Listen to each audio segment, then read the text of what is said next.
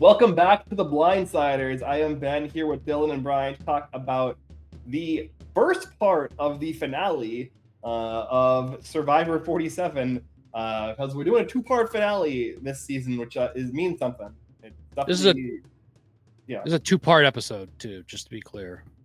Mhm. Yeah, this is a two-part episode, just like the finale. This is actually Yeah. when we sign off and plug the socials. That's it's not the end of the episode. It's Yeah. gonna be. This is on the same level, I think, as like the merge this season, where we're not calling it a merge, but we're having everybody live in the same beach, and one person is immune, and everybody's going to tribal council, and we're voting somebody out. But it's not a merge. It's the same thing here. This is it's a two-part finale. It's not just the second to last episode. And the thing that made it truly unique is Jeff had like a little 2-minute monologue at the start, I guess. Yeah, like it was a live finale, but not. Yeah, I don't know. It's very odd. Yeah, do you think I mean, my assumption is CBS just went to them and like, do you think you can get us another episode? And they were like, we can split the finale in half. Mhm. They're like, perfect. That's what we need. Yeah. Yeah, because I think Survivor, despite the naysayers over the years, though I think people have come back around now. It's one of the more popular shows on CBS. So anything we can do to get more out of it, Yeah. I mean, it was fine. It was like previously we talked about how 2 hours on Survivor can sometimes feel like bloated and a little too long. I thought this was fine, but I mean, obviously it was 2 rounds of the game, so that Yeah. probably contributed to why it didn't feel like that bloated or long. Yeah, it just felt like 2 episodes. Yeah, it just felt like 2-hour episodes back to back. And they were like pretty good episodes. So all in all, a good part one to the finale. I was sad. Well, actually, Dylan, I should check in on you. You're the biggest Andy stan, the standee of the podcast, if you will. How are you doing? Yeah, when everything's when it's settled in for me, when I quickly realized what was happening while it was happening, I think I kind of just I came to peace with God and Andy and his decision making and kind of like that 15-minute span of that episode. I think we talked about it last week. There was it would have taken perfect circumstances, like everything had to line up perfectly for Andy to kind of find himself even maybe just getting to final tribal. So, I think that's why I was so down last week, because I realized there was probably no chance Andy could win. I know this will be a topic of debate. I wish he had done things a little bit differently this episode, but there's still no doubt in my mind that Andy. I don't know how it's honestly a debate that Andy made the right move doing that last week. It was one of the all-time great moves of Survivor. Easily, probably the best of modern Survivor in terms of strategic gameplay and just the way he pulled it together. I mean, a 3-2-2 vote is just crazy at this point in the game. And I don't know if Rachel didn't have all the luck in the world and getting idols and advantages thrown her way kind of towards the end of that game. I think this episode would have gone very differently, but I like the episode a lot. I thought it was a very, very good episode of Survivor. I agree. Typically, when you have an episode that's like 2 hours, I at no point did I think anything in this episode was filler, which was really good. I thought everything worked really well. But it was very, very engaging, even though probably the two people I least wanted to go home at this point went home. I still thought it was a very, very engaging episode. And it's just another testament to editing, too. I thought they did a really good job. At no point did I really think there was going to kind of be like a bait and switch, and like maybe they're going to realize what was going on and vote for like Sue or something like that. But I think that the way that they put everything together, I kind of think the got up send off, them three in the beach was really well done. It was a really, really good episode, and it kind of gives me hopes too that next week is also a good episode. So to answer your question, Brian, about how I'm feeling about Andy, I'm miserable and heartbroken, but I'm just glad it was a good episode. And uh, you know, I think we'll see Andy again. I feel confident we will see Andy again in some fashion. Yeah, I think Andy is a top 3 lock for 50.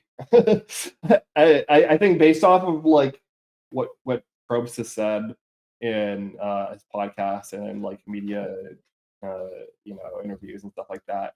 It seems like Andy is probably just a hard lock for 50.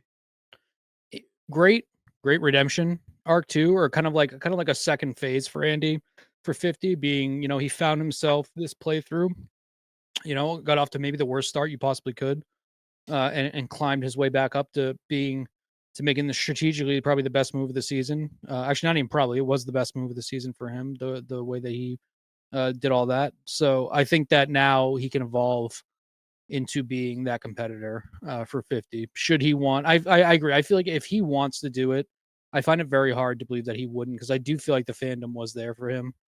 Maybe I'm just reading the algorithm is purposely bringing me to all the Andy stands, but I do feel like there was a lot of people who kind of had the same arc on Andy that we did, of like this just pitiful loser to just this. He's arguably the best player in the game at this point. Yeah, and I think what really stood out to me with his exit interview, especially, was we spent a lot of this podcast being like, how is Andy going to articulate what he's done to the jury when he's intentionally, unintentionally put up this, not facade, but like character of like, I'm hapless, I'm goofy, don't worry about me. How's he going to have the Kaiser Soze moment at the end in front of the jury? And in his exit interviews, he was very cognizant of the fact that, like, I'm in this position of perception and I need to change it.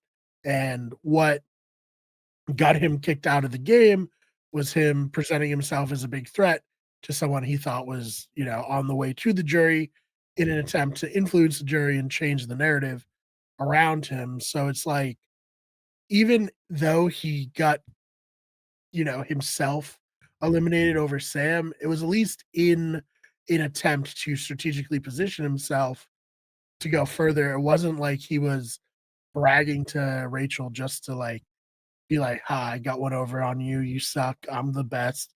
He was intentionally trying to reposition his perception with the jury, and like, I can't blame him for that. I mean, do I wish that he didn't do it and that he saved it for Final Tribal Council? Sure, but we've seen people get to the end and, one, not be able to like efficiently articulate what they've done, or two, like try to, and then people just being like, well, my preconceived notions of you are going to overweigh this 2-hour tribal council tonight, so I'm not going to vote for you. So I can't hate on Andy for what he did, Yeah, I mean, this is kind of like also what we talked about last week.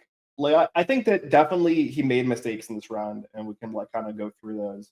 But it's kind of the difference between like playing to not lose and playing to win, or like kind of playing into your outs, right? Like Andy already had like such a narrow, like tightrope walk to a potential victory that like if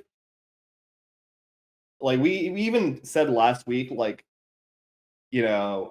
Rachel having the idol and the block vote probably puts her in a position that no matter what anybody does from the final 7 on, like, it's very difficult for her not to win the game, just kind of like by default. And so Andy kind of just has to operate, and like everybody kind of has to just operate from like the assumption that Rachel doesn't have an idol, because if she does have an idol, then like you're screwed anyway. Like there's nothing they could do. And like we also further know that Sue has an idol. So like even though the Italian trio got Teeny to flip, which we also talked about last week, wouldn't matter. Like there's no out for them strategically, even though they have 2/3 of the people in the game on their side, because the other two control 3 advantages between them. And that's just kind of like, you can call it a flaw with how Survivor has developed over the years in terms of pumping advantages and idols into the game that stick into the end game. It's been an issue as far back at the very least, since Advantage Get In, where having idols and advantages that stick around into the end game stifles a lot of the like positioning that you can do to actually like kind of socially and strategically make decisions. And so with that in mind, like, was it stupid for everybody to go to Rachel and be like, yeah, we're voting you out, it sucks to suck? Like, yeah, obviously with perfect information, that's a bad thing to do. But like, did they have an alternative? I don't know. I don't think so. Not really. Like, maybe Rachel is like able to get snowed by Andy for like an 18th time after the previous 17 times he's snowed her, and like he's able to convince her that he'll vote for Sam, and she doesn't use her idol, and she goes home and gets blindsided. Like, maybe that can happen, but like that's I feel like that's kind of wishful thinking. Do you think that this is something that happens a lot more in these obvious votes later in the game that usually doesn't make the edit? It's like everybody telling the player that they're going to vote them out, because you could still edit that around, and people should like in other confessionals saying, you know, we're going to vote out Rachel. Rachel's the obvious choice. We got to do it. But I think like I like to imagine, especially because with a lot of close players that are close with each other that end up voting each other out late, I do unless it's like a very obvious situation, which is what it was like tonight for Sam and Genevieve of, hey, you're clearly the person we're all going to vote for. They talk about it. I do wonder if there is maybe some edits for that we don't typically get in other seasons, and maybe it was purposely put in there for this one to kind of elevate that, because we obviously the viewer themselves knew she had that advantage, but I think adding that extra element for us to watch it being like, oh, these people are almost borderline being like smug, saying we're voting you out, essentially like there's nothing you can do about it. I do agree with you that, although I do think at certain times jury management, especially in a situation like that, it almost comes off as like very tacky and forced. And but in Andy's situation, obviously he needed to start getting his gospel out to everybody. So I do understand that. I think more so my biggest problem with everything that went down, I think Genevieve, Sam, and Andy were riding way too of a high coming out of that vote to kind of sit back and look at what was happening, because I feel like if I was there, and once again, you know, Monday morning quarterback, and all in hindsight, I think if I would have saw the very little panic she had, like very little scramble, even though she basically was trying to plead to Andy why it should be Sam and not her, I think it would have been a red flag for me to see how little scrambling she was actually doing. Because it's out now, you know, she has a block of vote, but obviously you do the math in your head. Even if she blocks one vote, you know, it's still, you still have 3 votes against hypothetically 2. You have the numbers. I think I would have been a little bit more alarmed at the lack of scramble by her. And I think that's a knock on them. It seems like that they kind of just came out of that tribal, rightfully happy about what they pulled off, because what they pulled off was incredible. But I think that they were kind of drunk on everything that had happened the night before, and I think that's what makes it also frustrating. It's, for me, it's way less of Andy doing the jury management and kind of getting his, you know, he's playing with fire and he got burned. I think it's more so that it seems like everybody kind of just took the day off, thinking, just assuming they would be able to get Rachel without like even just considering, for a game too where everybody is constantly considering that there's an idol out there, and when you know that you have a fake idol, so theoretically there could be at least one more idol out there, for nobody to consider that, at least not what we've seen. I think that was probably the most frustrating part for me. um and I think, like I said, the edit Andy got was probably a little bit unfavorable to him, purposely to kind of both lead us on to realizing he was going out, and also kind of just sell this heroic, you know, Rachel kind of beat down the bullies in the end type edit I think they were going for. But yeah, I just, that's my frustrations. There was still a game to be played, and I feel like they kind of just took a backseat for that for no reason. Yeah, they rested on their laurels instead of like stepping on the gas and doubling down. Yeah, though I do think the Rachel trying to swing Andy probably was like, well, this is her play, you know, like, and it's a good like try if that's all she had, which it's what they thought. And I think too, I was thinking about this during the episode, like her keeping the idol secret was so effective, but also leaking / telling people that she has a different advantage because then you're like, well, if she had something, we'd probably know because she probably would have told someone because she told someone about this other advantage. Like I thought it worked out really well. I don't think it was like an intentional thing that she did. Like, oh, I'm gonna tell people this so that they don't know that I have this. I think she was just like, I'm just not gonna tell people about this idol. Why would I? But it worked out really well in her favor there. And in Andy's exit interview, he said that he considered, telling her and then backstabbing her, but her and Sue were like, if you do that, we're not voting for you. And he didn't feel like he had the jury capital at all to waste on a move like that, which, I totally get.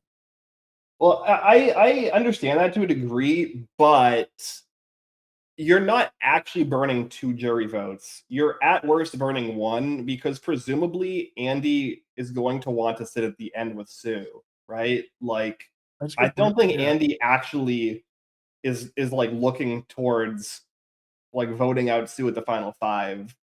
Like, you know what I mean? Like, presumably Genevieve would get cut at the final 5 if she doesn't win that immunity, and et cetera, et cetera. Like, I think that saying, "Oh, I would burn 2 jury votes," is implying that he wouldn't be with Stu at the end, which I think he should at the very least want to be at the end with Stu. I think his best out, anybody's best out in this game, is sitting at the end with Teeny and Sue.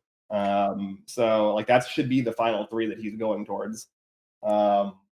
So I think that's kind of silly because it assumes that Rachel would follow through on that threat, and it assumes that like 1 jury vote is going to be the difference, which is like maybe it would be, but like it's probably like just a bad way to think about the game. And I think like negotiating with terrorists in that way really kind of hamstrings your ability to play. I think the play was more to probably do like a hybrid of what he did, where he kind of plays up his own ego as like a way to sell to Rachel that he's with her as like a grand lie, and basically like do the same thing where he says, this is my game, this is all the things that everybody has kind of missed, and this is how I'm going to sell my story at Final Tribal Council. And that's why I think that I can beat you, and that's why I'm okay with going to the end with you and Sue, because I think that I would stack up well against you in a Final Tribal Council, and I'm perfectly okay with that.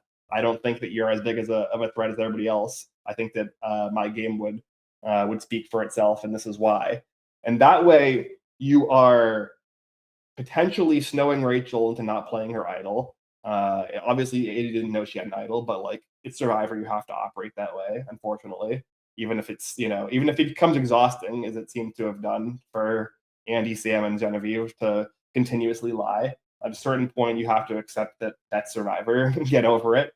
And also, it's subsequently accomplishes the exact same goal that Andy was trying to be transparent about, and it presents his game openly and honestly to Rachel in a way that both is going to be used as a lie to blindside her and also send her to the jury and for her to be like, damn, Andy got me again. And like, I should have seen it coming because he told me all the ways that like he did it. And so now she has the ammo where if she isn't like bitter, she can still sell his story to the jury.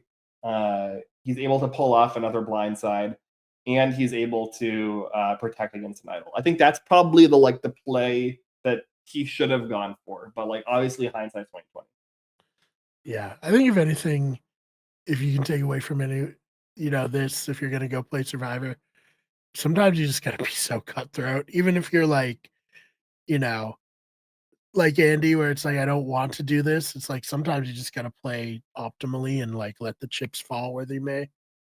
And if you don't get any jury votes because people are mad at you, you don't get any jury votes. But at least you can be like, well, I played the optimal game. Mm-hmm. Yeah. I always hate when someone basically uses their vote as a threat in the game. It's something I particularly find it's just an asshole move. And I think even Rachel knew saying it, even if she maybe knew she wasn't speaking for everybody, I think she knew saying it was all bullshit. I think she knew. I think much like probably the other members of God at almost every point in this game was probably very, very left very frustrated the fact that Andy got one over on her several times. First starting with the Annika flip and voting on Annika, which basically should have been the end of Rachel in a lot of other seasons, being at the bottom of your tribe, going into a merge. I think things worked out for her particularly well, like we always talked about.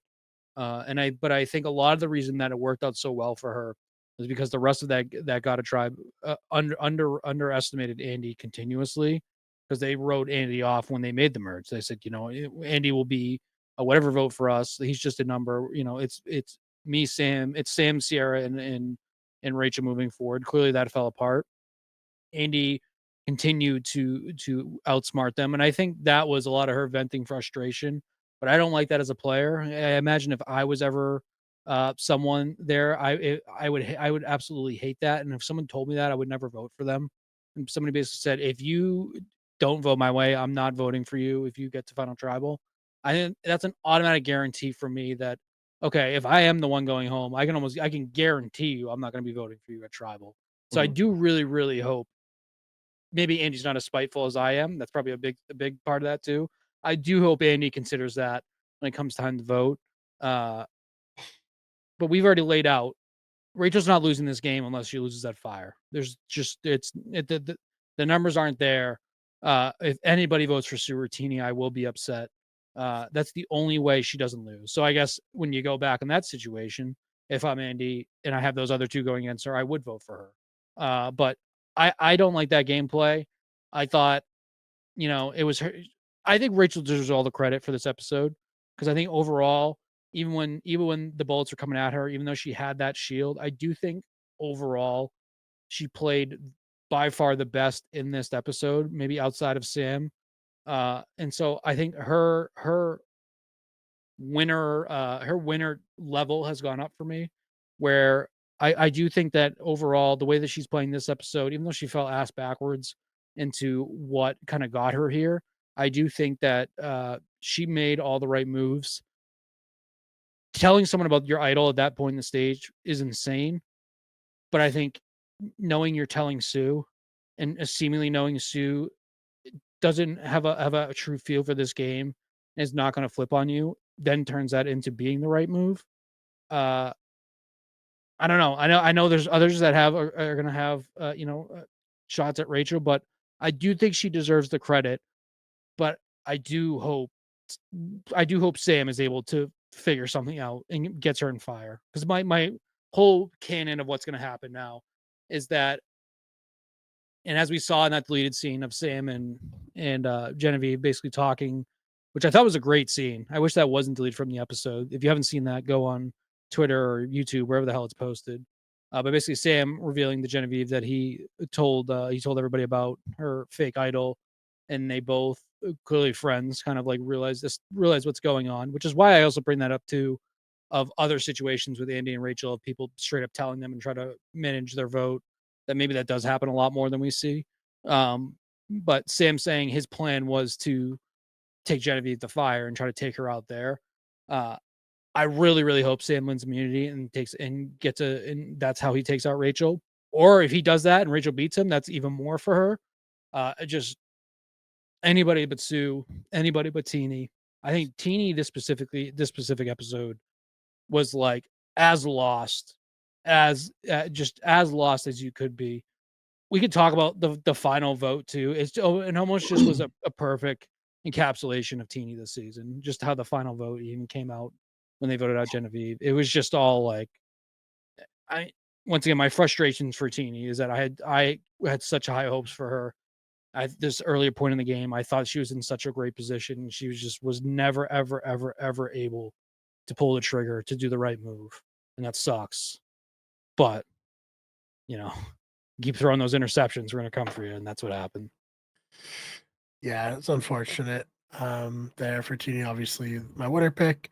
Wanted Teeny to do better, have at least a more active role in the vote, so it just didn't break the right way for them. So is what it is. Survivor, for super fans. You put a lot of stock into your performance, but I hope that they're not doing that because I do. People have been less than kind the last few weeks on Twitter, especially. I don't know about Reddit, as Dylan said. Everyone who goes on Reddit is a fucking idiot or whatever you said last episode. So I haven't been paying too much attention there, but hopefully they're not taking this stuff too tough. I mean, this is probably how it would go for most of us super fans on Survivor, anyways. I do think it's at least encouraging that by the final five tribal council, Teeny is like relatively self-aware. Yeah, right. Like the whole like, oh, I'm confident that I have no or whatever. What was it? What was the line? Like I confident that she's like not confident or whatever. Yeah, the like all I know is I know nothing. Right. And she still did not know anything because she was on the wrong side of the vote again. Well, that was confusing though, because like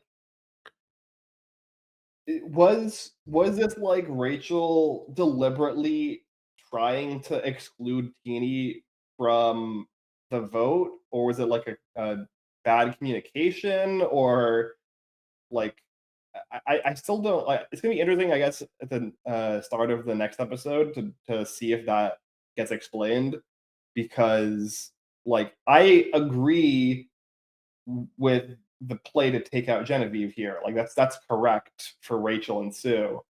But like Rachel and Sue were the ones, like Rachel in particular, were the ones arguing the most against it from what we saw in the camp scenes. Even though like, you know,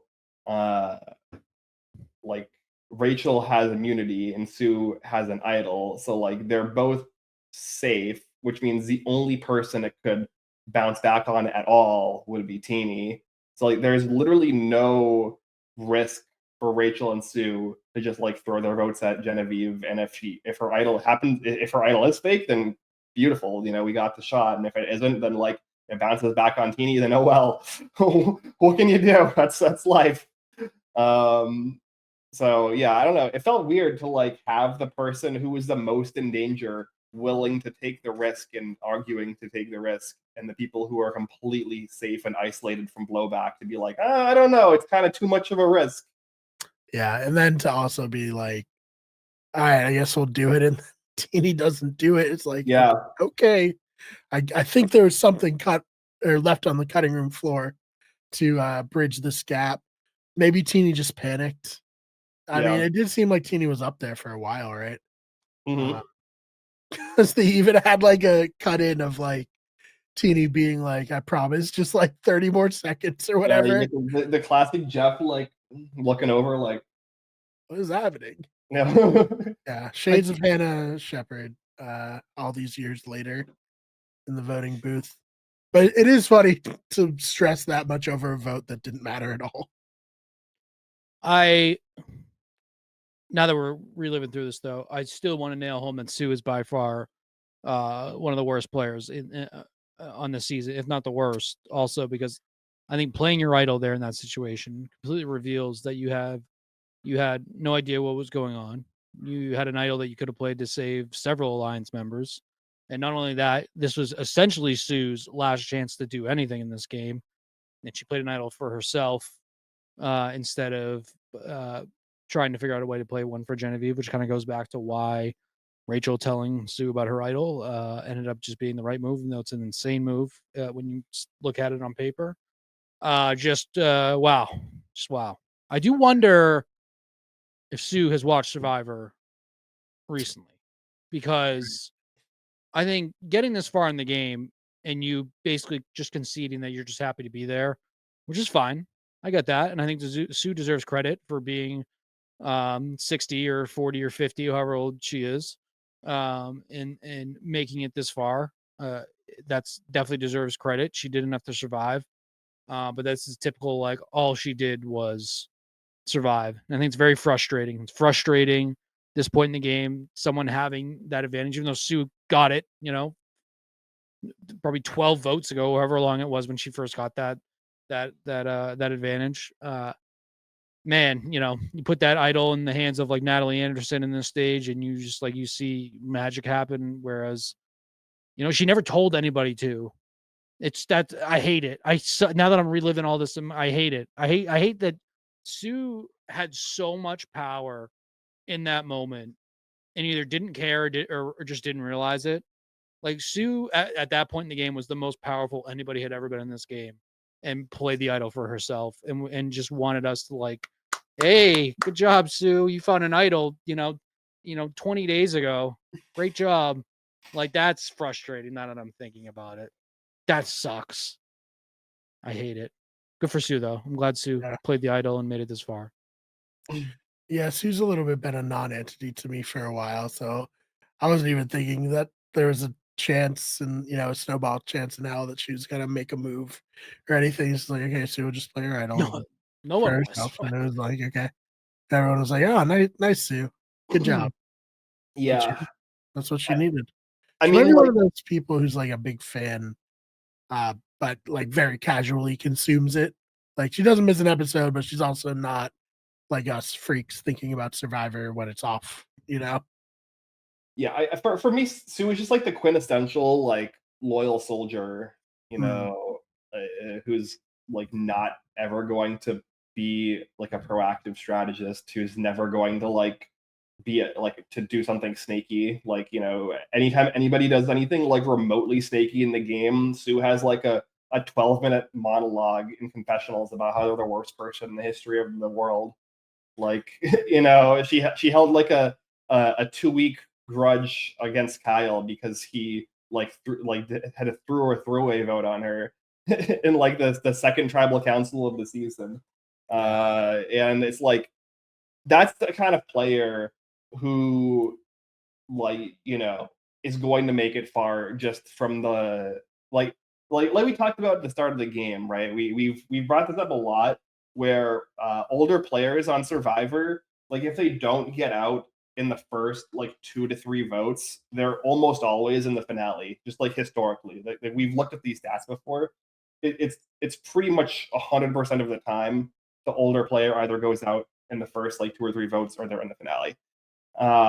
And the reason for that is because a lot of the time these players are kind of strategic or social non-entities, and so they're just kind of pulled along as a loyal soldier vote for the person who's actually has the agency in the game. First it was Gabe, and then sort of it was Caroline for like a vote or two, and now at the end it's Rachel. And like that's just like that's what Sue is, unfortunately. And that's basically her ceiling, is being that player and then getting to the final 3 and getting 0 to 1 votes. Yeah. If she gets a vote, if Carolyn Wire doesn't get a vote and Sue gets a vote, I will be upset. Yeah, I will be upset. I think the only person who like theoretically could vote for her is Carolyn. I don't think that Carolyn's going to vote for her at this point. I think like we basically like got a framing of Caroline openly rooting for Rachel on the jury. So like I feel like that's just like to me, I think Sue's getting 0 votes, but we'll see. I think if Rachel, I hope if Rachel's Sam there in the end, which obviously one of them has to be, I hope they're unanimous. I really, really hope so. Yeah, we'll see. When's the last time we've had a unanimous vote? D? Was D unanimous? No. D barely won. That's yeah, you're right. You're right. She won 5. That's right, Maria. Don't 4-3-1. Don't do it. Keep going. Know. Unanimous, probably Cochran. No, Jeremy, right? Jeremy won unanimous too. I'm pretty sure it's Jeremy. That makes sense. It's these all-star seasons, Was Jeremy? No, I think it's Jeremy in Cambodia. Last unanimous vote. Season premiere, 90-minute, and Adam Klein was unanimously awarded the title of Sole Survivor. Oh yeah, Adam Klein won unanimously. I totally forgot about underrated player.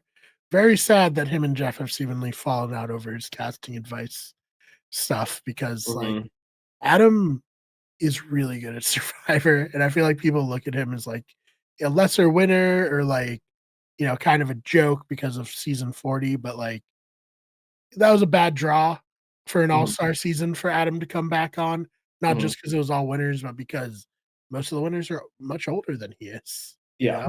Have you Like, met Adam? yeah, Okay. we got to meet him on one of the survival challenges. Yeah, And yeah. I'm I met him very there. impressed I met with him him there, and I there. also met him at an RJP event and talked to him more. And like, legitimately, like one of the most charismatic people I've ever met. Yeah, it's very It's easy to see one, why he got on the show, and then two, why he won Yeah. the show. Is he the one that's doing like the coaching for the videos? Yeah. I don't know if he is anymore, but yeah, that was the fallout that Brian alluded to. Yeah, Jeff was, which like, actually sucks because upset about that. I want Adam 3.0. I love that he tried to play the podium as an idol. I love that. Yeah. Anyways, big Adam fan here. But yeah, no, I think either of them have a good shot at being unanimous winners, Dylan. We'll just have to wait and see. But I guess we should talk a little bit about the Genevieve and Rachel of it all. The showdown, the queen, the mother off. I saw people refer to it on Twitter. And it did feel a little bit like, okay, these two are in the driver's seat to win if they can just win this immunity. And it was very fun that it came down. I mean, editing can tell any story. We don't know if it really came down to like them right on each other's tail, but it was very fun immunity challenge. As someone who like barely pays attention to immunity challenges, this one was like pretty gripping. Mhm. Yeah, I agree. It's where Rachel deserves the credit. What that's you don't get much bigger than winning that one.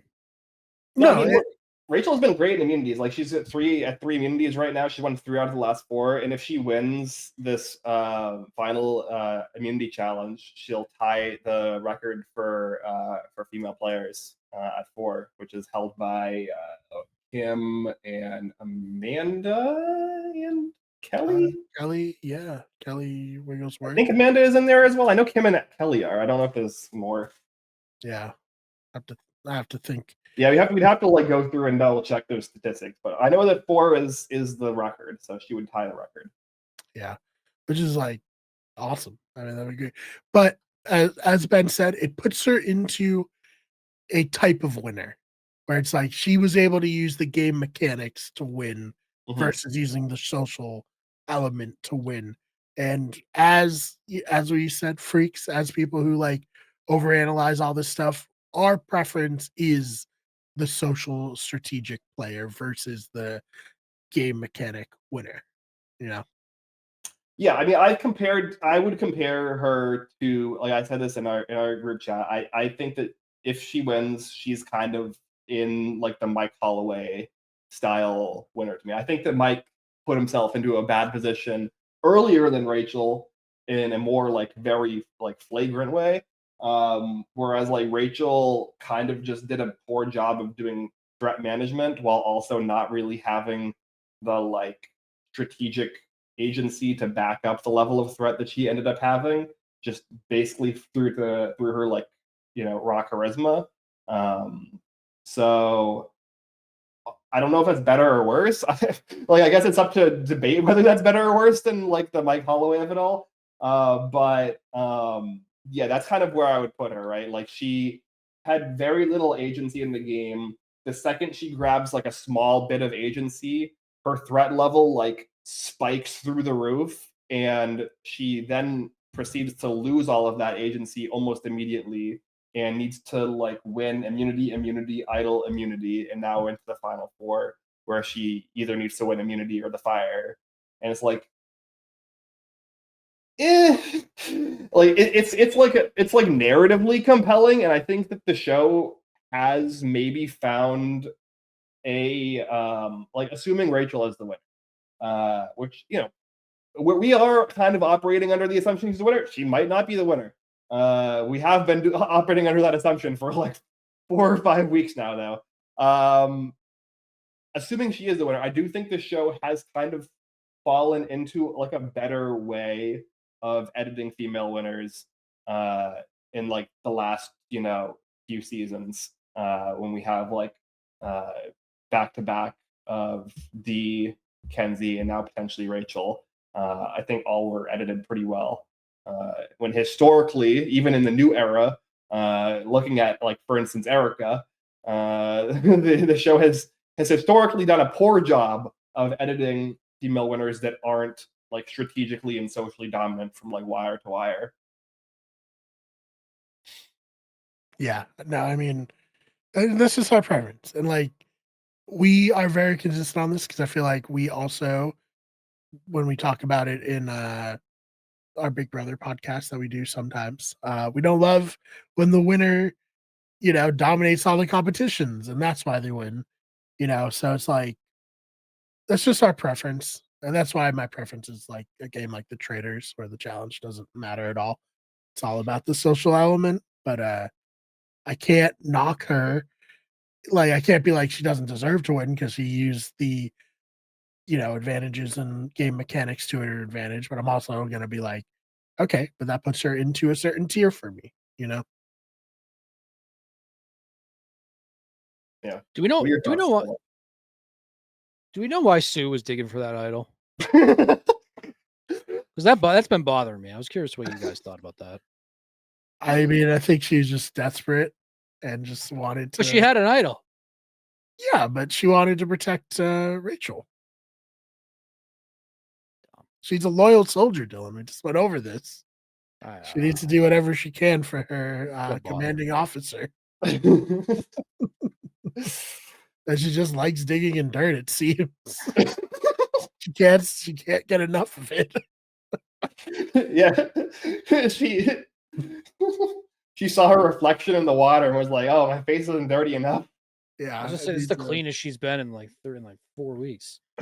Yeah, it's so funny too, because like I think in Survivor history, exactly one time an idol's been hidden at the well.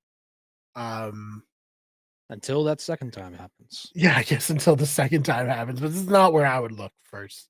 That is the gambler's mindset. And it also had like a mechanic where like Ty had to dump water on like wood to like reveal where it was. Rome's idol this season was in the well, right? Oh, was it in the well too? Well, the key was in the well. The key was right. Part of it. Yeah. I'm just trying to think of like when someone's actually had to dig at a well. Yeah. No. Well, I'm trying to think. Well, actually, I was gonna say, was it Edge of Extinction? I think somebody hid like a fake idol at the well once. I think it might have been like Devon's at Edge of Extinction or something like that. I think too. Or maybe we've kind of moved away from Survivor just hiding stuff like where you can just find it. Yeah, obviously. Like you might find something, but that's going to lead you on a treasure hunt. It's not going to be oh man, I'm so desperate. Oh shit, the idol's in this tree right now. It just seems like they're not doing that very much anymore. I feel like a lot of the things have been like, perched up on the branch of a random tree, as opposed to like at a very obvious like, this is a landmark. This like tree looks weird and odd, and it's like curvy.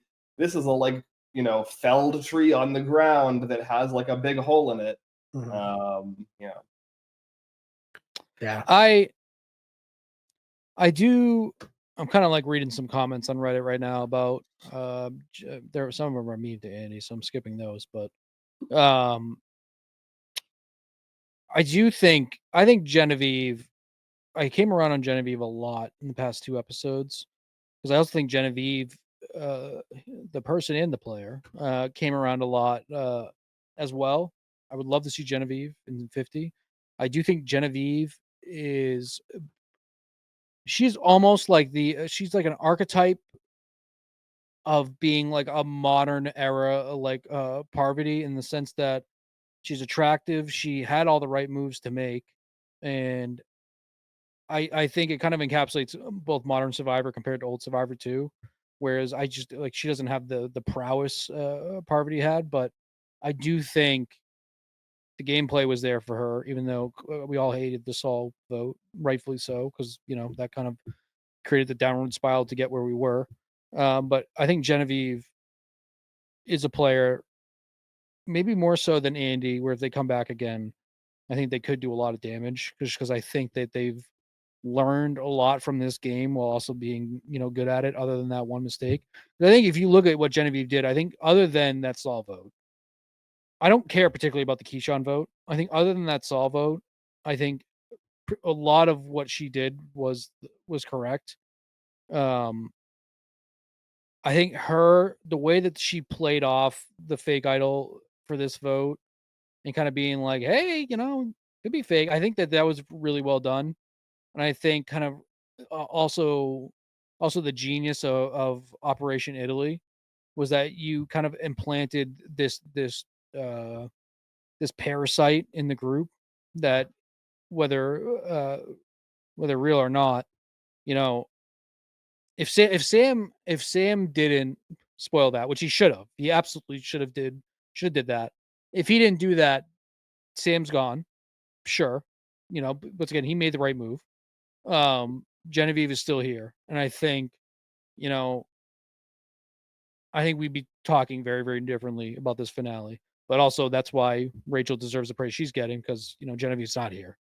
But I don't know. I'm kind of just sitting back reading comments. I'm thinking like Genevieve was a very, very good player, and I would like to see her play again. And I think she was a very, very good player in a season that seemingly had, there was a good amount of good players and people that had good, good weeks.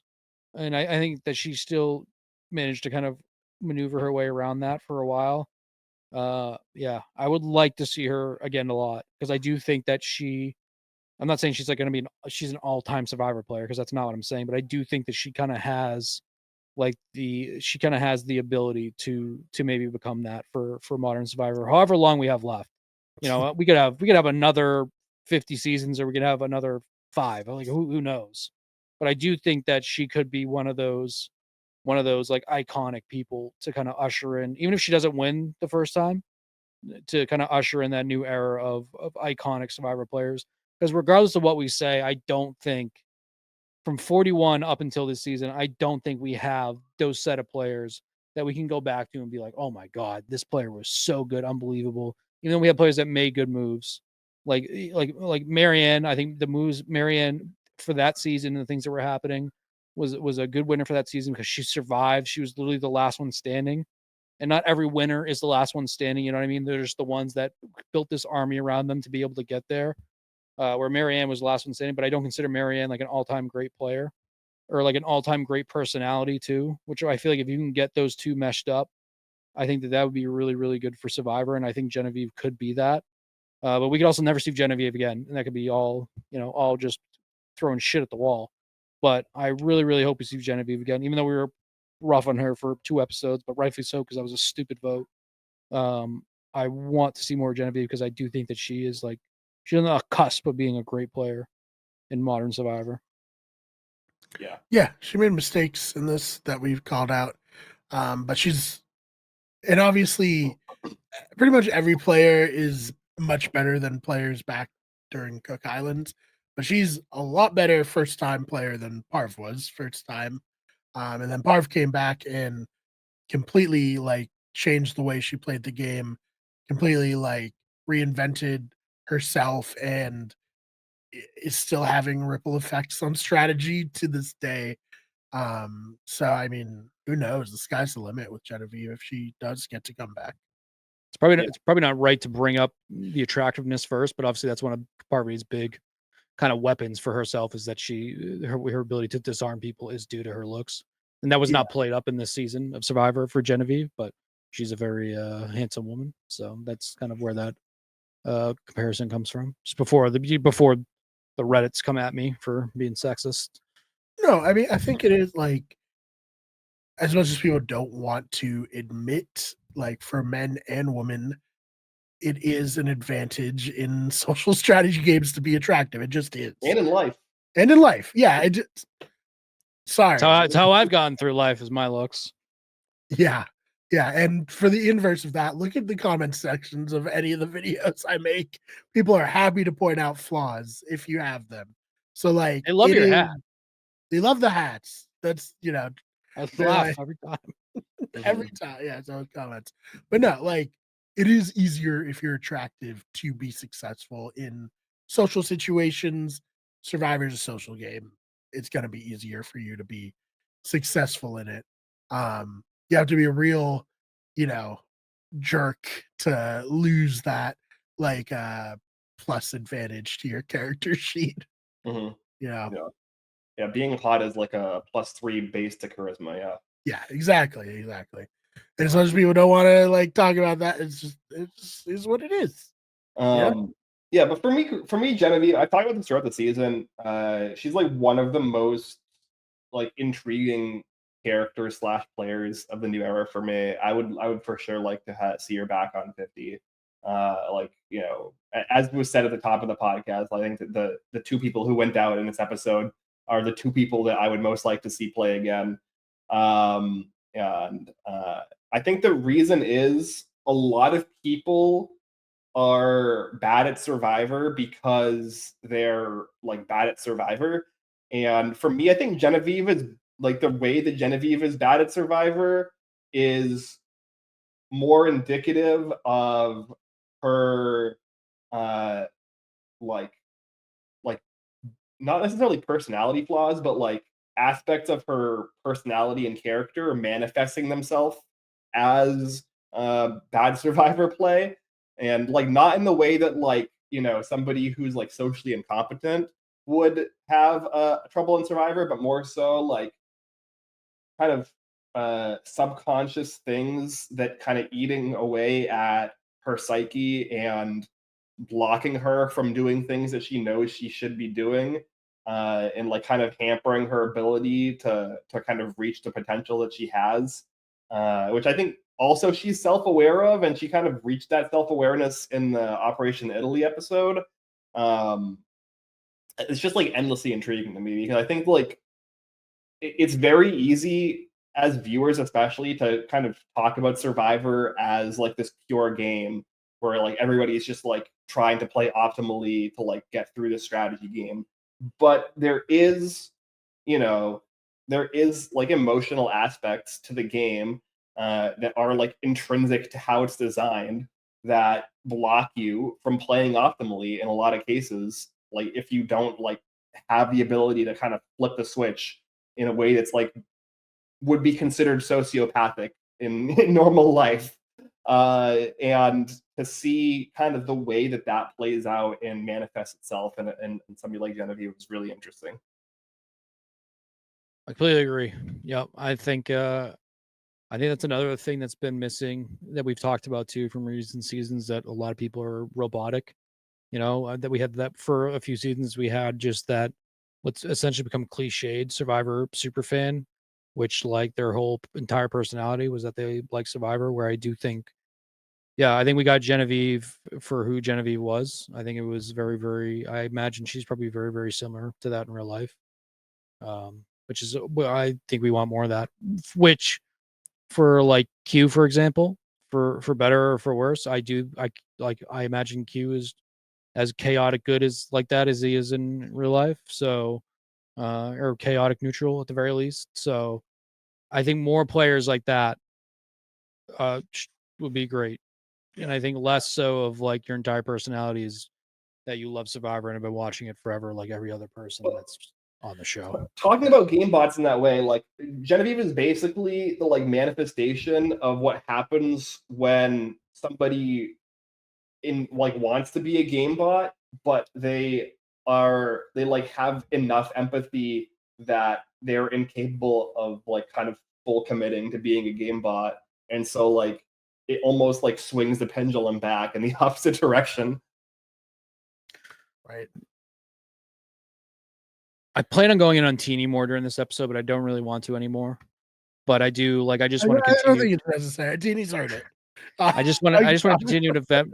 I vent my frustrations because I just had hoped for a lot more for Teeny, and I think somewhere there was that player that we all wanted to come out, and I think that for whatever reason it just couldn't. Whether it was she just loved wine every time she had a chance to get it, and I think that maybe kind of blinded her. But Very relatable. Relatable, yeah. Yeah. I think Teeny well, maybe it's not for 50 because they're still young. I think Teeny is another player. If they ever do like a second chance season, Teeny would be a very, very good candidate for that so we can see whether or not that player's there or they've learned from their mistakes. One thing I do want to call out, because I'm now kind of rethinking about those last final two, I do want to call out Rachel for kind of calling bullshit on Operation Italy and like kind of it being like this. They bumble butted their way into that accidentally. I'm glad she did that. One, because I kind of think it was her validating Andy in a way, even though she was about to vote him out. And two, like this is a move that deserves recognition for someone. So let's not pretend like, I understand why no one at that point wants to be like, hey, we pulled this off. But I am glad she kind of called that out. I thought that was good. A lot of really, really good things. I thought this was a great episode. Kind of going back to what we talked about last week too. I think the editing for this season has been so good. I think they've done such a really good job of kind of creating these storylines for this season. I think that's why the season's been so good because it's all been so captivating. And I kind of think whether it's one versus one or whether it's kind of like one faction versus another, I think it's all played out really, really well. I'm sure a lot of that has to do with the players also. Like we just talked about, the personalities have not been robotic. They've been genuine people. And even Rachel, I think kind of seeing how she works, whether I like it or not, is kind of like a nice, refreshing change of pace. But I think it all comes down to the editing. And I like we said, I think I now have complete faith the next episode will not suck just based off of what we've got. And I'm now going in with the benefit of the doubt. Whereas before this episode, I was very, very nervous about 4 hours of what is normally like 90 minutes or whatever. But I have like complete faith and hopefully, which I think they are. I think the 90 minutes are completely here to stay, right? Like that seems to be like that's it. That's here to stay. I think they already confirmed the premiere for 48 is going to be 2 hour or 2.5 hours again, like this season was, right? Was it 2.5 hours or 2 hours? Yeah. So I think the editing has been phenomenal. I think we're kind of past that, whatever that was with 41, where I think the editing was like noticeably horrible. I think we're kind of past that now to where I think it's actively kind of creating a better quality of because this is a TV show in the end. I think it's creating a very, very good TV show and not like fucking up the game in between. Yeah. No, I think it'd be so fun. It'd be such a Survivor thing if 48 and 49 are 90 minutes and then 50's back to an hour. So I don't want to put that out into the world. I'm sorry that I just did. Hopefully that won't happen. But yeah, I like to think the 90-minute episodes are here to stay as well because they've been so good and they've made all the 90-minute seasons feel so much better than I mean, if you're a long time listener, we were not super high on the new era of Survivor. And that was a little bit of the game design and working everything out post COVID. But once the 90 minutes came, it's like, okay, I can endure the dumb shit that the show throws into it because I'm getting more character development. And that's what I like from the show more than anything. So it's like the perfect harmony of like the dumb shit the show does and the stuff that we like from the show. Yeah, absolutely. I don't think it's a coincidence at all that like the last 3 seasons, 45, 46, 47, seem to all have been like relatively well received. So yeah. So I guess unless we have anything else, join us for part 2 of this episode next week, where we crown a winner. On my birthday. On your birthday, we're gonna are we gonna be recording anywhere to do it? No, they have to go by my birthday. Oh, okay. That's good because that would be like there are better things you can be doing. Yeah, I mean, I'm not gonna celebrate my birthday on a Wednesday, anyways. Yeah, that's true.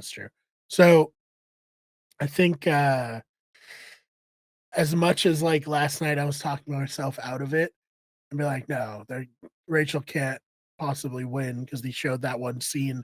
I think through this conversation I've come back to the Rachel's winning side of things. Well, like I said this as well over the group text. Like if if they spent this much effort in the last like 4, 5, 6 weeks building up Rachel to this degree and like really like, in my opinion, overhyping her as a player and like kind of like creating this like over the top story about her as a player and like really like kind of leading us down this road to where she was in this episode, especially only for her not to win. Like that would be such a it would be a weird, very weird thing to do narratively. Like almost weirder than what happened in 43 with Jesse, like in my opinion, because like with Jesse they were just kind of telling the stuff that was happening, like they were just showing him play the game. Here they were like very much pumping air into Rachel over and over again. As much as I want Sam to now win this season, it would feel very cheap to have him win Fire. Because that's the episode, unless they plan on having a lot. That's it. That's the game. Unless if it's not, then we're talking a different conversation about this whole season being complete bullshit. If Sam or Rachel are not the winner. But yeah, I would feel they would have to really sell it, which I guess could go back to editing. We'll see, what starts shaping up next, because I do think that the way they've done it, they've done it the ability to where even when the obvious is obvious, they still slightly try to convince you the obvious is not what's going to happen. So I don't know. Yeah, I do agree in the sense that at this point, even though I think Sam defeating Rachel at Fire would be kind of like a good ending overall, maybe not for the story they've told to this point, but I don't know. I mean, like, because I think you could still have a good ending to this season with Rachel not winning. It just depends how they tell it. But I agree. The buildup of the past 2 episodes specifically would feel very, very much like we were just kind of going in the wrong. Like it was purposely kind of blindsiding us. I don't know. The only things I can think of are, like I said, that deleted scene of Sam building up that's what he wanted to do with Genevieve. Maybe that is still what happens and he loses that way, or them highlighting Sam being one to call out that they think they're the 2 obvious winners at this point. Maybe there is something there too, but that's the only 2 instances where I can think of where the story was slightly diverging, and one of those wasn't even aired. So yeah, I don't know. They would have pitched Sam versus Rachel more than Genevieve versus Rachel, if that was the case. Sam's a little bit like maybe the final hurdle. The oh God, forgetting his name. Well, we were just talking about Cochran winning the Eddie to Cochran, where it's like, can Cochran get past Eddie? Okay, Actually, well, it's very easy. It's insulting to Sam, I think. Like Eddie is fun, and he's a fun guy, but like, okay, Sam had way more agency this season than Eddie. Fair enough. And like, yeah, I think Sam would be a fine winner. I think that like Sam and Rachel like are both like reasonable winners. I just don't. It would be very confusing narratively for the show to have spent so much like effort and airtime pumping up Rachel to the degree that they have over and over and over again for her to end up not being the winner. It's just it would be a very weird decision just in terms of like narrative storytelling. Talking strictly new era, modern, current Survivor, is Sam or Rachel winning automatically put them at 2 behind D for maybe like better winners of the second of the new era? I personally don't think so. Like, it depends what you mean from like as a player or as a narrative, right? Because like, I guess the combination of the 2 overall. Yeah, I mean, I have like for me, I don't do winner rankings like explicitly, but like if I were to do it, like it would be probably D and then Jam second, right? And I would probably put Jam above either Rachel or Sam. So for me, it would be a no. Just because Jam had like, especially in the post merge, like after that first vote in the post merge from like final like 11 or 12 until the end of the game, was completely in control with the whole Tika 3. Like obviously Carson was strategically driving a lot of that, but I mean Jam was right there and was also like the biggest social threat and was able to control his threat level way better than either Sam or Rachel have. So yeah, I think Jam Jam is definitely a better winner than I for me. Jam Jam's a big one where I need to go back and watch that season with like different eyes now. Because even now, I was gonna say even now I still even though he won and I was fine with him winning, I still have a hard time thinking that he ended up he was a better player than Carolyn overall. But I think now if you go back and watch it, which I really have not done with any of the New Era seasons, I've started here and there, but I've never gone through completely finished. I think Jam Jam season would be one particularly. Him and Gabler, I think just regardless of what I don't want them to be in the same. Not him and Gabler. But regardless of what you're viewing it for, I think going back and watching it to see maybe a different side of what you originally saw. Yeah, I mean, I was a huge Carolyn fan at the time. Obviously, like I think all of us were, but like I especially was very vocally big on Carolyn, high on Carolyn, and I was like also disappointed that she got 0 votes. But I think for me, it was more so again like a narrative thing, where her winning, like it would have been her winning that season would have been similar to like Andy winning this season from a narrative perspective. Where it's like the person in episode 1 where it's like, oh, this person has no shot, and then they end up in a position where like, oh wow, this person can actually win the game. They're actually like a much better player than anybody gave them credit for, including the audience. And so I think that kind of maybe distracted from Jam Jam's game, because I think like for me, he definitely played really, really well. Like probably one of the best social players in the New Era, if not the best. Just in terms of like the ability to have the level of charisma that he did, while also having the level of threat management to not really be a major target throughout the majority of the merge. Like we kind of see like the big reason why I would say he's a better winner than Rachel is because, you know, Rachel, like even if we would accept that Rachel reaches that level of charisma within our social game, which I don't even know if I would agree with, her threat management has been like pretty horrible in this like back half of the merge, and she needed to get bailed out a bunch of times by immunities and idol and stuff like that. So, and that was never the case for Jam Jam. So, yeah. I also am, I think, higher than most people on Marianne's game. I think she played really well and played the end of that game like pretty much perfectly in order to win. I don't know, like I think she kind of gets a little lost in the New Era, so I'm trying to do my part to be like Marianne was a good winner. Yeah, I would probably put Sam and Rachel both kind of around where I like consider like Kenzie, but like even Kenzie probably had more agency than Sam and Rachel. Kenzie also got very bailed out from her own potentially bad decisions. Yeah, yes. Well, she at the very least the one time she got bailed out. Yeah, I think it's especially the newer ones you just named, all very different games. No, it's been a great which is new winner set of people. Particularly the past 4 seasons or whatever it is. Yeah, that's like all the New Era winners.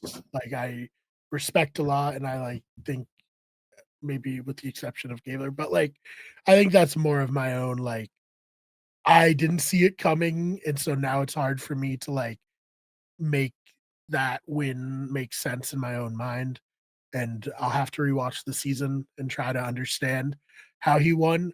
At least like it's an interesting winner there from him, but like all the others, like I'm very much like, oh yeah, they're good. They played interesting games. They played pretty uniquely.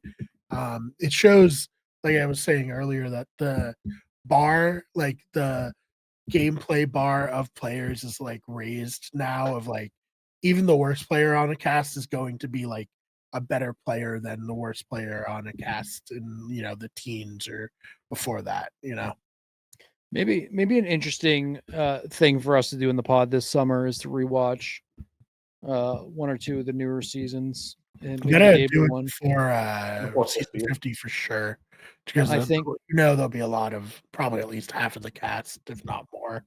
I think that I think that'd be fun because I am still, if I'm looking at it strictly from a Survivor sense, I have less of an issue with Gabler. I'm not going to keep talking about Gabler. It's more so the reasoning people voted for him, which we've talked about last episode. So I don't want to, or 2 episodes ago. So I don't want to keep diving into it. But I think it's just that's why it'll be interesting to go back and rewatch with goggles of like maybe this was a person I underestimated. Maybe they didn't necessarily deserve to win compared to this other person, but maybe they deserve to win. On paper. I don't know. That'll be fun. Maybe we can do that this summer. Kind of get amped up for 50 because, like you said, there will be a lot of new era players on 50. Yeah, More I than want to also find like seasons that you haven't watched that maybe we can do like recap of like, okay, what was Dylan's opinion of this now that he has like all these other seasons of covering the show to go back and watch like an older season that you haven't seen yet. All Stars would be a fun one. I've never watched All Stars. That's kind of Fun. like I I feel like All Stars fun, but I feel like if you're the Boston Rob story, I guess like which is kind of like which almost fringes on being like the main storyline of Survivor at times when you look at it as like a history. That's a pretty pivotal season, right? For his kind of story. Oh, no, it's definitely pivotal and like historically important. I just wouldn't say that watching it is fun. I think a lot of bad vibes on it. Yeah, bad vibes. Big bad vibes. I think doing another rewatch of Winners at War would be another interesting one. Just because I feel like I rushed through that, and even when it was live, obviously there's a lot of shit going on. So I think that could be a fun one too. But yeah, we'll figure that out. Were you watching live? No. Okay. Nope. I was like, I thought you had.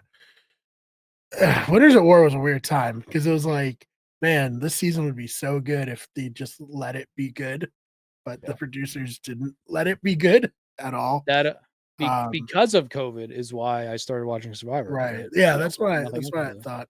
You've seen Heroes versus Villains? Yep. Okay, darn, twice. It's actually one of the only seasons I've rewatched. Yeah. You've watched Gabon? No, Yep. There's no reason to watch Gabon again from who's going to be on 50 standpoint because none of those people are. But I love Gabon, my favorite season. Yeah, but we have a spreadsheet of which ones you've seen and not seen. Yeah. You could do that for us, so we could make a decision here on what you should watch next. But yeah, I think that's all I get to say. Do you guys want to, Dylan? What you want to plug? Anything? Tell people where to find you. All that. DJ Clubberlang on Twitter and on Twitch and maybe potentially soon on Blue Skies or Threads. I got to start locking these things down before they start. Yes. The other Clubberlangs start coming out of the works. All right, Ben, same thing. Anything you want to promote? Yeah, I mean, it's Ben Sharon. I'm only on Blue Sky right now, and like even there, like I made a few posts here and there, but like not a ton. I do a lot of like snarky jokes. I'm probably be more active. Like I'm usually more active on social media during Big Brother just because of the live feeds. And like when I'm watching an episode, I'm usually less active and actually tweeting out or posting or anything. So yeah, I mean you can follow me there. It's fine. I've severely cut down my social media use in the last year or so. So. No, that's good, healthy. I am on Blue Sky at Brian Marr, MARR, and then Twitter still the fake BMAR. Follow our other channels. Wicked Everything's the main channel. Those Fake Nerds get new videos covering Marvel Rivals on the main channel and also Fake Nerds. And then Wicked Good Sports for sports content, and of course this is Better Radio for all of our podcast stuff. Also on TikTok, go I'm trying to make as much content as possible, guys. I'm trying to pump stuff out, so please go check it out if you'd be so kind. But other than that, thank you so much for your time, guys, and we'll see you all for part 2 next week. Part 2. Yeah.